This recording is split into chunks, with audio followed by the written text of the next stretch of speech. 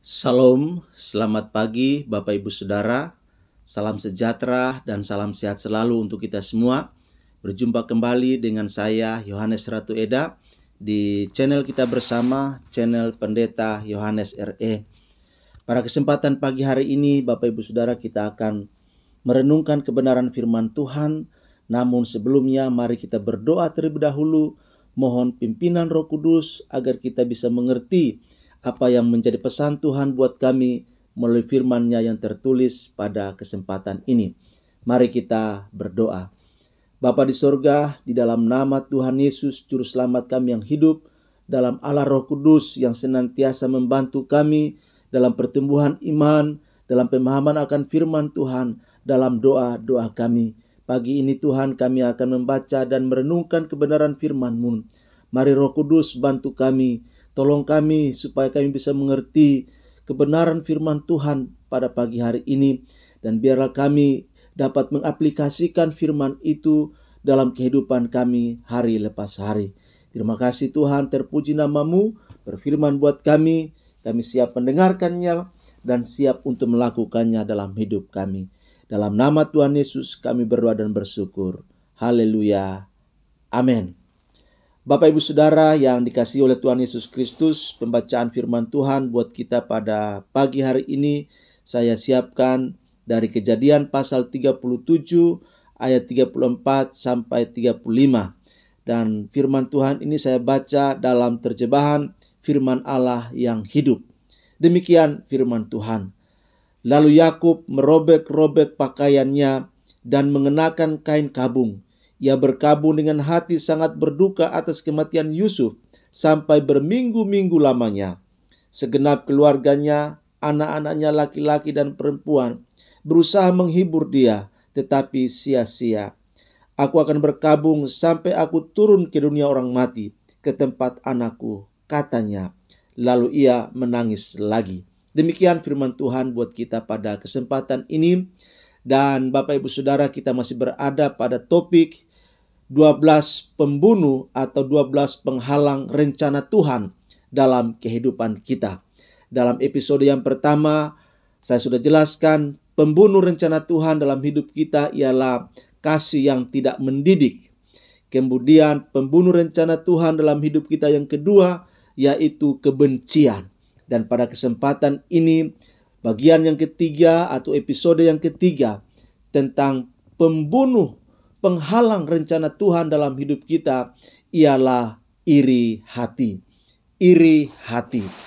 Nah, Bapak Ibu Saudara yang dikasihi oleh Tuhan Yesus Kristus, rasa iri yang tidak bisa dipadamkan di dalam hati saudara-saudara Yusuf berubah menjadi belati yang haus darah. Bapak Ibu Saudara bisa membaca itu dalam Kejadian 37 ayat 3 sampai 4. Lalu mengoyak jubah warna-warni yang sangat indah yang diberikan ayah mereka kepada Yusuf tanpa belas kasihan. Mereka berani melakukan hal jahat terhadap Yusuf dengan cara melucuti jubahnya, lalu dicabik-cabik oleh iri hati dan dilumuri oleh darah seekor kambing yang mereka sembelih. Bisa dibaca dalam Kejadian 37 ayat 23 dan 31. Mereka berani mendustai ayah mereka dan membiarkan ayah mereka tenggelam dalam kesedihan bertahun-tahun. Kita bisa baca itu dalam Kejadian pasal 37 ayat yang ke-32. Bapak Ibu Saudara, tidak seorang pun yang menyangka bahwa efek kejahatan itu merusak hidup ayah mereka. Ayah mereka dibelit kesedihan yang menyengsarakan hidupnya. Seperti pohon yang rapuh, yang mengalami kerusakan di bagian dalamnya, sekalipun semuanya terlihat baik-baik saja di permukaan. Setelah mereka melihat efek kejahatan itu, pastilah saudara-saudara Yusuf itu saling menyalahkan satu sama lain. Dan rasa bersalah yang mengendap lama di hati mereka, menjadikan mereka seperti piring pecah yang berserakan di lantai. Bapak Ibu Saudara yang dikasihi oleh Tuhan Yesus Kristus, yang mengoyak jubah warna-warni Yusuf adalah iri hati yang menghinggapi dan menguasai roh dan jiwa dari saudara-saudara Yusuf. Kamus Besar Bahasa Indonesia menjelaskan arti iri hati adalah merasa kurang senang melihat kelebihan orang lain, beruntung, dan sebagainya. Itu arti iri hati dalam Kamus Besar Bahasa Indonesia. Nah, Bapak Ibu, artinya bahwa iri hati itu cemburu, sirik, dengki, tidak suka orang lain beruntung, tidak suka orang lain berhasil, tidak suka lihat orang lain bahagia. Itulah iri hati. Menurut saya, Bapak Ibu Saudara, iri hati itu bukan saja merasa kurang senang melihat kelebihan orang lain, tetapi juga tidak puas dengan diri sendiri. Nah, ini dia Bapak Ibu Saudara ya. Iri hati selain tidak suka lihat kelebihan orang lain, tetapi juga secara internal, sesungguhnya orang yang iri hati itu adalah orang yang tidak menerima diri dengan baik, tidak merasa puas dengan dirinya.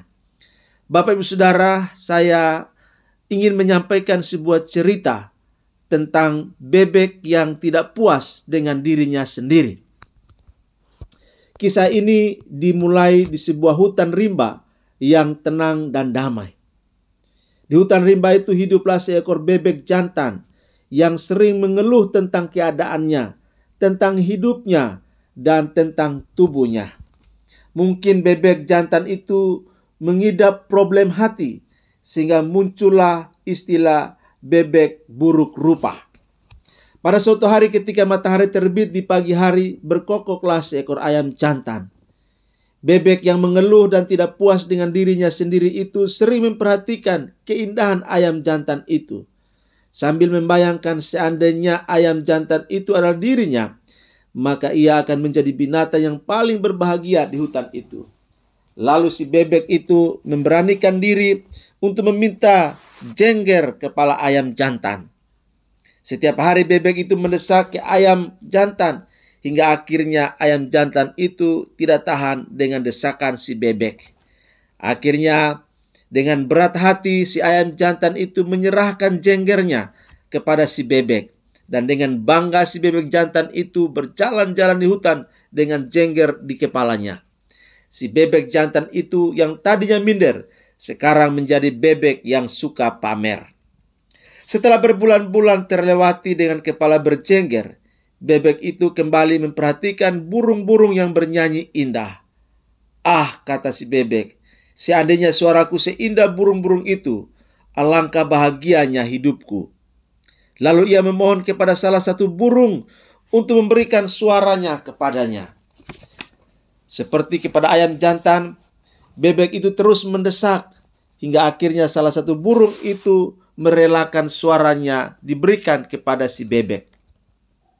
Alangkah bahagianya aku, demikian kata bebek. Sambil berjalan di rimba itu, ia memamerkan jengger ayam jantan, dan sekarang ia menjadi bebek bersuara merdu. Sepanjang hari bebek itu bernyanyi tanpa henti. Sekarang akulah binatang rimba yang paling indah. Aku sangat bahagia dengan jengger ayam jantan dan suara merdu burung. Demikian kata bebek. Namun Bapak Ibu Saudara, kebahagiaan si bebek itu terhenti sebab ia tersentak tatkala menyaksikan seekor merak jantan sedang mengembangkan ekornya. Wow, begitu indah si merak jantan itu. Tidak ada binatang yang ekornya seindah itu. Ya, Anda pasti bisa menduga apa yang akan dilakukan oleh si bebek. Bapak Ibu Saudara, bebek itu memohon kepada merak jantan untuk memberikan ekornya yang sangat indah itu. Jurus yang sama dilakukan kepada merak jantan. Sampai akhirnya merak jantan itu tidak tahan dengan rengekan si bebek dan menyerahkan ekornya yang sangat indah kepada si bebek. Bapak Ibu Saudara, Anda bayangkan, sekarang bebek itu berjengger ayam jantan, bersuara merdu burung, dan berekor sangat indah merak jantan. Bebek itu memamerkan semua keindahannya kepada binatang di rimba itu. Dan dengan sombongnya ia berkata, "Hai penduduk rimba, siapakah yang paling indah di rimba ini?" Dengan bangga bebek itu berjalan memamerkan jengger dan mengembangkan ekornya yang sangat indah sambil terus bernyanyi tanpa henti karena suaranya yang merdu. Tetapi bahaya yang tidak bisa dihindarkan siap menerkamnya.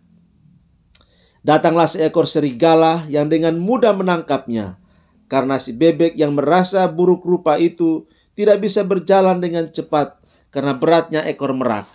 Akhirnya bebek buruk rupa yang merasa tidak puas itu menjadi santapan empuk serigala. Bapak Ibu Saudara, gambaran tentang bebek yang tidak puas dengan diri sendiri itu merupakan gambaran dari orang-orang yang mengidap iri hati. Mereka akan iri hati dengan orang yang mereka baui sebagai saingan. Problem mereka itu tidak pernah puas dengan diri mereka sendiri.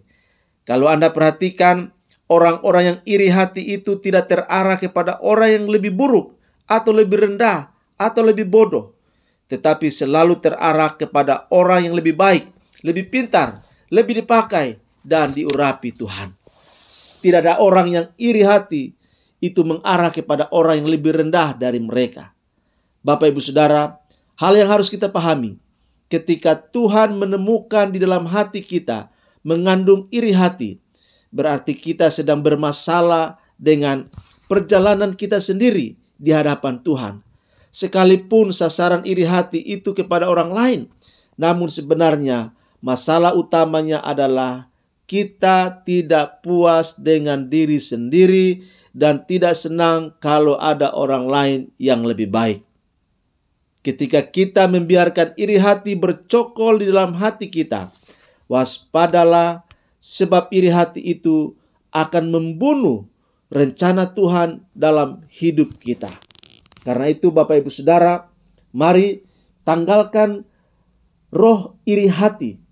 Bebaskan, bersihkan diri kita, roh dan jiwa kita dari roh iri hati. Gantikanlah dengan hati yang baru dari Tuhan, yaitu hati yang bersyukur untuk segala sesuatu yang dikaruniakan Allah kepada kita, dan bersyukur atas diri kita, menerima diri kita sebagai pribadi yang bernilai, pribadi yang berharga, sehingga kita merasa puas dengan diri kita karena kita bernilai dan berharga, ciptaan yang serupa dan segambar dengan Allah. Jangan rusakkan diri dengan roh iri hati, tetapi mari kita terus mengembangkan diri kita sesuai dengan apa yang Tuhan inginkan dalam kehidupan kita, agar rencana Tuhan terlaksana di dalam dan melalui hidup kita. Kita boleh menjadi berkat bagi sesama kita. Demikian Bapak Ibu Saudara firman Tuhan buat kita pada kesempatan ini. Tuhan memberkati kita. Amin. Mari kita berdoa. Bapa di surga, kami bersyukur untuk kebenaran firman Tuhan di pagi hari ini yang begitu indah buat kami, mengingatkan kami bahaya iri hati yang tersimpan dalam diri kami. Tolong kami Tuhan, supaya jika memang dalam diri kami ada roh iri hati, tolonglah kami ya Tuhan, supaya kami bisa dilepaskan, bisa dimerdekakan, dan digantikan dengan kasih karunia-Mu Tuhan, dengan limpahan syukur yang daripadamu, supaya kami bisa bertumbuh dan bisa melaksanakan rencana Tuhan dalam kehidupan kami. Terima kasih Tuhan, berkati kami semua dalam seluruh gerak kehidupan kami. Ampuni kami kalau selama ini kami membiarkan diri untuk hidup dalam iri hati. Dan kami bersyukur pagi hari ini lawatan Tuhan terjadi atas kami, yang melepaskan kami, memerdekakan kami untuk hidup dalam kasih. Terima kasih Tuhan, terpuji nama-Mu. Dalam nama Tuhan Yesus kami berdoa. Amin. Demikian Bapak Ibu Saudara firman Tuhan buat kita pada kesempatan ini. Terima kasih, Tuhan memberkati kita. Sampai bertemu dalam renungan selanjutnya. Tuhan memberkati kita semua. Shalom.